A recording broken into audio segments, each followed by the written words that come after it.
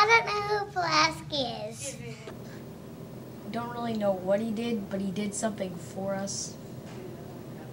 I know nothing. I don't know why we're scoring on Monday. Okay. Because I don't know either. He probably did something with the United States since we get off school for his day. I know nothing about Casimir Pulaski Day. I know that they didn't have it when I was in high school.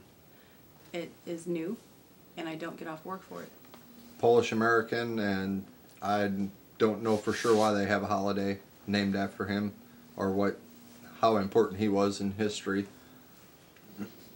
I mean, they know why they're off for President's Day, you know.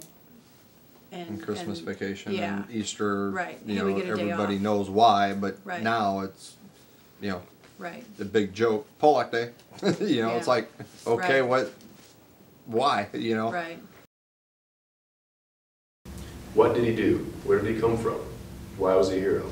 Casimir Pulaski was born on March 4th, 1747, 40 miles outside of Warsaw, Poland.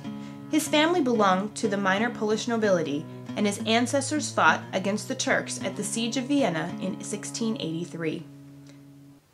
The vast Polish-Lithuanian Commonwealth had fallen on hard times, and it was increasingly under the domination of its aggressive neighbor, Tsarist Russia.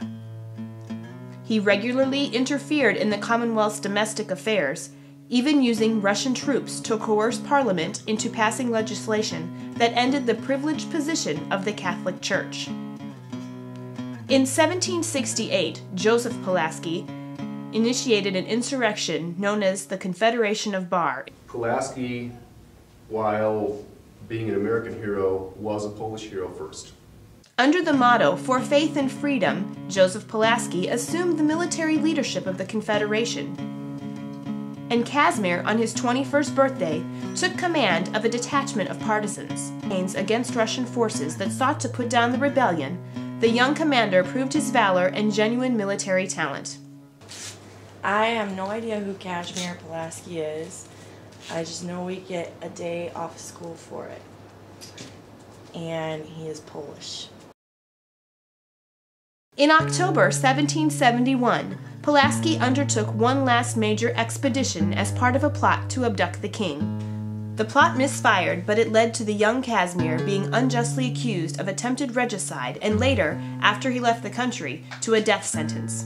In the face of the charges against him, he was forced to flee his homeland, never to see it again. In fact, the one time that the Russians attacked back, he was forced into exile. And that was in another country, in Turkey. Pulaski faced a difficult exile. After 2 years, he again joined battle against Russia on the side of the Turks. Their defeat forced him to return to France, where in the summer of 1776, he learned of America's war for independence.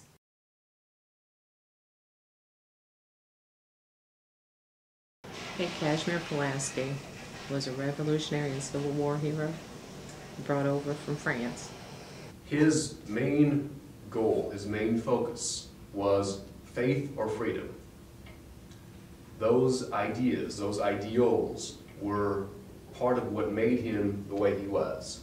When he heard about the revolution, but he went to France, he talked to Benjamin Franklin there.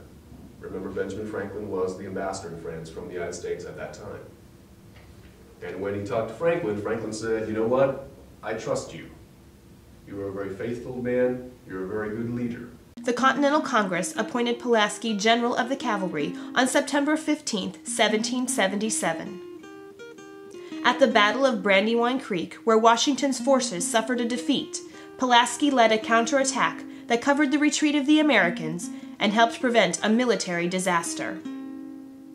Pulaski spent the winter of 1777 training his soldiers at Trenton new battle drills to transform them into a highly mobile force. However, the Americans did not share his conception of the cavalry as a separate combat force. Pulaski asked to be relieved of his position and be allowed to form a special infantry and cavalry unit capable of more independent action.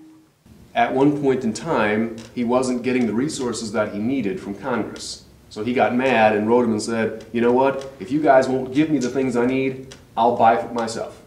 And I'll make my own group, which was known as Pulaski's Legion.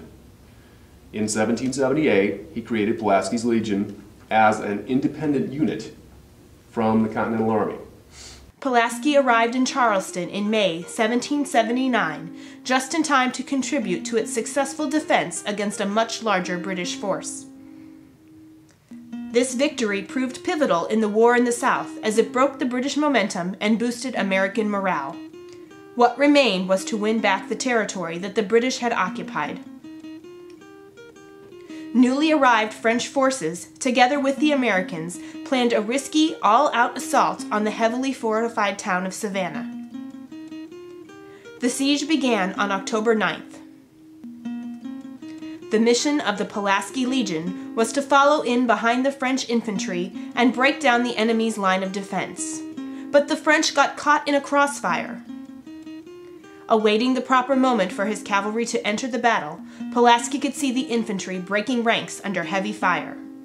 To try to save the situation, he charged forward into the battle, only to be seriously wounded himself. Carried from the battlefield, he was put on a ship to be taken back to Charleston, but never regained consciousness. On October 11, 1779, the 32-year-old Polish commander died at sea, where he was buried. Not too many years ago, it was determined that there should be a holiday to celebrate his accomplishments, a school holiday where most kids get out. Since he was born on March 4th, they have designated, at least in Illinois, that the first Monday in March be Casimir Pulaski Day. He believed that only in a free country, only in a free and liberated nation, can you experience true deep faith and true deep-seated freedom.